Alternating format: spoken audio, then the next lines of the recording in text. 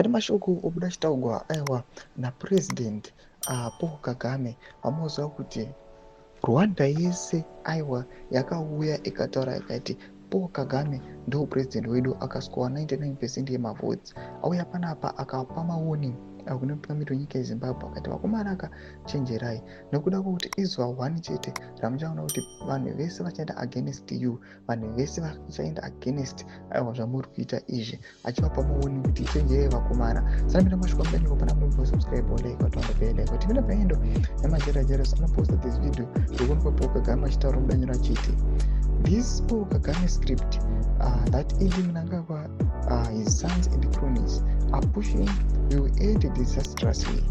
It's only one day when the docile masses of Zimbabwe will team up with young and honest men and women in the military to reject such nonsense and reject it constitutionally. Ndo mashoko anobuda achitaurwa panapa paendo yamajerejeros achiposta this video ramurikuona naPaul Kagame achitaura achiti aya vakomana vafana kuchenjera just because macitizens they are watching.